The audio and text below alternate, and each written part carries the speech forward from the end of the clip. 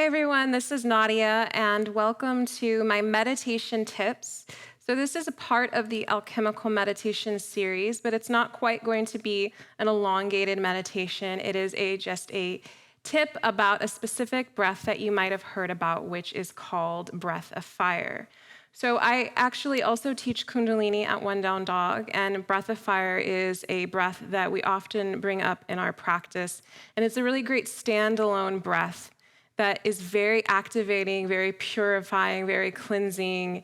If you might have heard a lot about breath work these days, breath work is really trendy, but it's also very powerful. It's not just a trend, it's definitely something that you can utilize every day. If meditation isn't your thing, in terms of like closing your eyes, listening to someone's voice, focusing on nothing, then breath work is a really great way to be able, in just 3 minutes a day, calm the whole entire parasympathetic nervous system and really get yourself activated.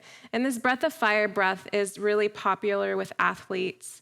It's popular with people that really like to feel that rush, like to feel that transformation, like to feel that change.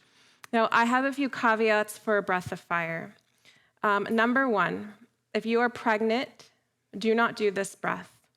It activates the navel point, so third chakra, but it's activating all of the energy in the navel. So you're going to feel a lot of heat, a lot of fire, hence the name breath of fire, right here at the navel point. If you're pregnant, you already have a lot of stuff going on. You really don't need to activate that energy anymore.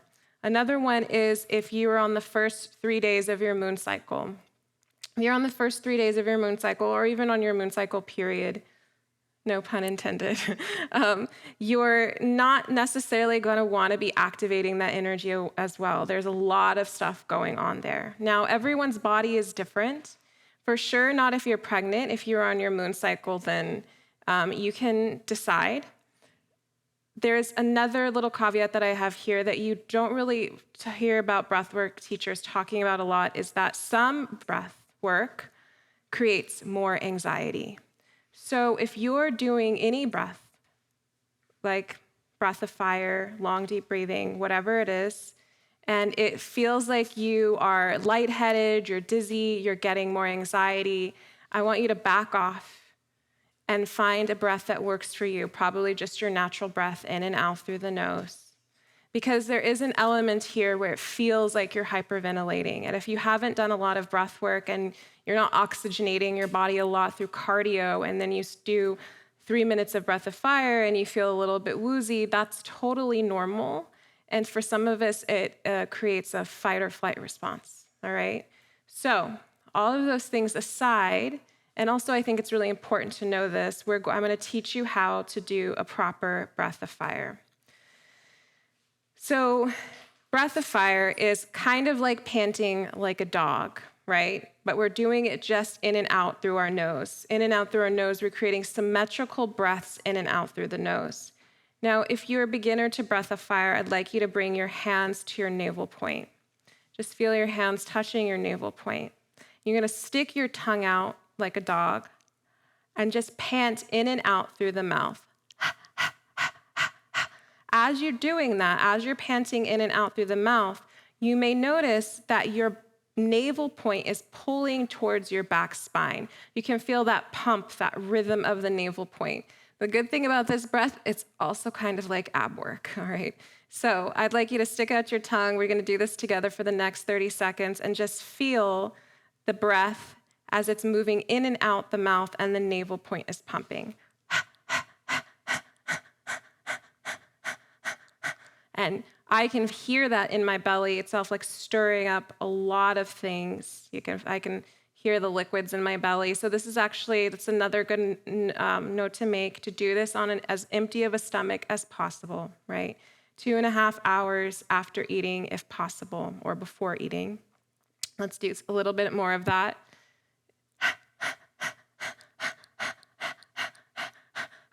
Good, all right. So now we're gonna do this, but we're going to do this with our mouth closed. So I'd like you to close your mouth, and then let's just take a deep breath together. Inhale through the nose. Exhale through the mouth.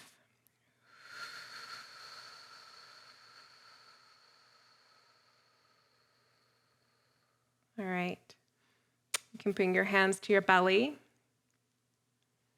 and then close the lips and inhale and exhale through the nose, panting through the nose, short symmetrical breaths through the nose, the navel point pumping. Go now.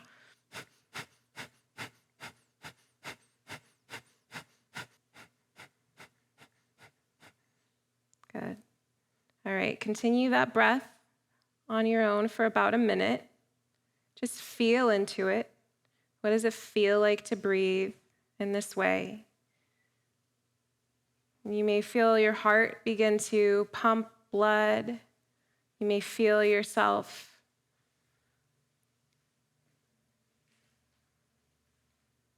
just keep breathing.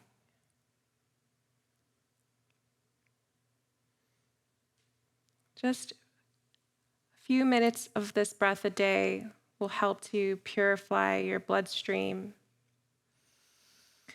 I was told that it's kind of like a hack where I know this sounds a little bit morbid, but if you've taken classes with me before, you know I like the morbid stuff, is that when you're doing breath of fire, your breath is sort of floating on the edge, so you're not actually breathing. So it's kind of like you're dead. So there's that old saying that you only have so many breaths per life. So breath of fire is not allowing you to fully breathe, but breathing enough so that you stay alive. And it just keeps you in this vibration above life, right? So good. Just let's do this for about 30 more seconds.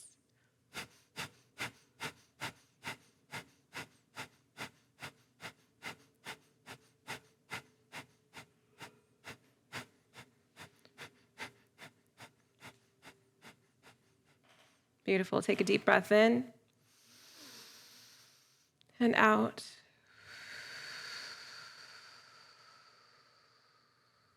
So we're going to add on to this. We're going to do 1 minute of something in Kundalini that's called ego eradicator. So another thing that you're doing with the breath of fire, if you believe in karma, is you're burning away all the karma that is from your lineage or that you've created in your own life.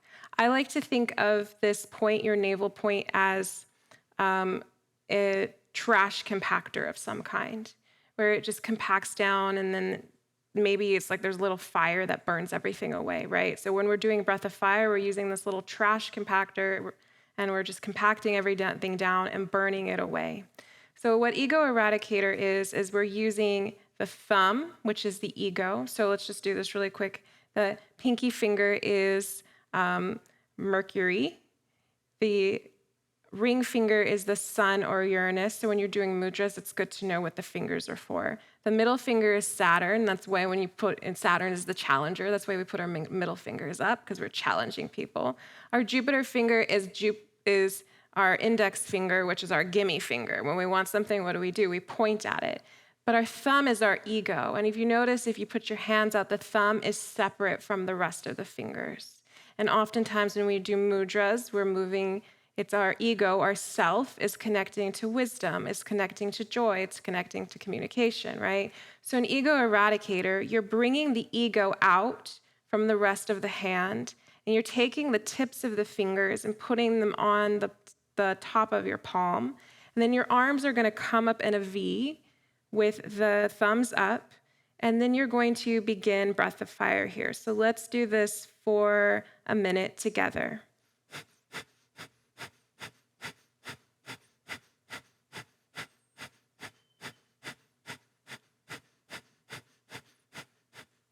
Good, keep going.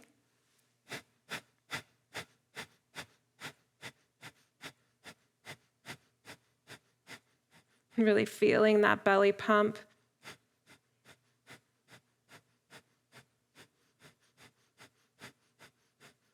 Releasing any of the ego attachments, any of that garbage that's sitting there at that third chakra.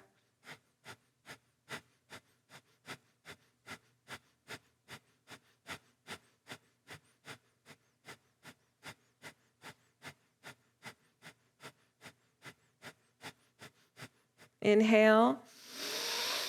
Keep the arms up. Bring the fingers up towards the sky.